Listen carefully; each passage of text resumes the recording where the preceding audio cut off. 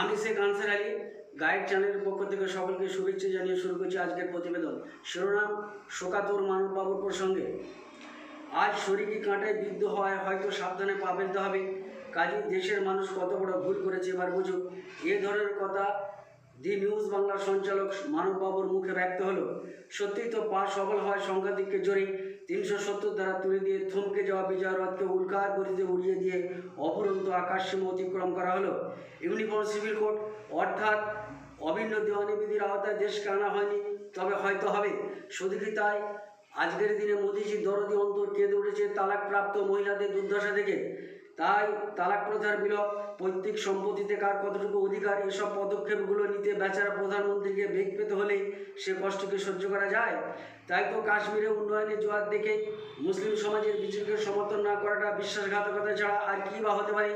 উত্তরপ্রদেশের দাদরিতে আকলাক নামের ব্যক্তিকে গোমাংস রাখার মিথ্যা অভিযোগে পিটিয়ে সাপ মারার ঘটনা ভুলে গিয়ে বিজেপিকে ভোট না দেওয়াটা চরমতম দেশদ্রোহের পরিচয় নয়তো কি?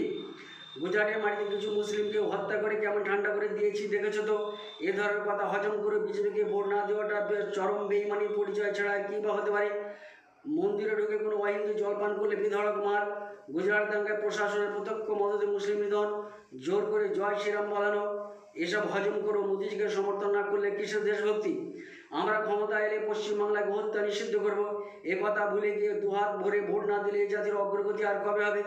এমনকি এদেশ হিন্দুরা বলেছে থাকতে হলে হিন্দুদের মতো হয়ে থাকতে হবে, এ কথা ভুলে গিয়ে বিজেপিকে আশীর্বাদ না করলে এ জাতির চৈতন্য আর কবে উদয় হবে? এমনকি বাবর ঔরঙ্গজেবকে আদর্শ সম্রাট উপাধি দেওয়ায় মানববাবুর বুকে তৈরি হওয়া যন্ত্রণা উপশম করতে বিজেপিকে মুসলিমদের সমর্থন করাটা একান্তিক কর্তব্য ছিল। তবে মানব গৌর উদ্দেশ্যে বলি, একটা নেতাজিকে পেলে যেমন দেশ ধন্য হতো, অনুরূপে একটা বাবর, একটা ঔরঙ্গজেব পেলে ভারতবর্ষ ধন্য হতো। অবশ্য উল্লেখ করতেই হচ্ছে, নেতাজির রাজনৈতিক গুরু ছিলেন মৌলানা ওবায়দুল্লাহ, যার ওই সহায়তায় মৌলভী জিয়াউদ্দিন ছদ্মনামে নেতাজি জার্মানি গিয়েছিলেন। যাক, ইতিহাস বলে বিদ্যাসাগর, রাজা রামমোহন রায়, উইলিয়াম বেন্টিং প্রভৃতি মনীষীগণ সতীদাহ প্রথা তুলে দিয়েছিলেন বটে, কিন্তু এই ঘটনার পিছনে মুসলিম জাতির অবদানটা একবার ভেবে দেখবেন। শুনেছি কান্নারত এক ছেলেকে কারণ জিজ্ঞেস করায় উত্তর এলো, 80 বছরের বুড়ো বাপটা তো মরিয়েছে, এখন জোয়ান মাটাকে জ্বলন্ত চিতায় পুড়তে হবে যে। পরের দিন শোনা গেল ওই ছেলে মুসলিম হয়ে গেছে।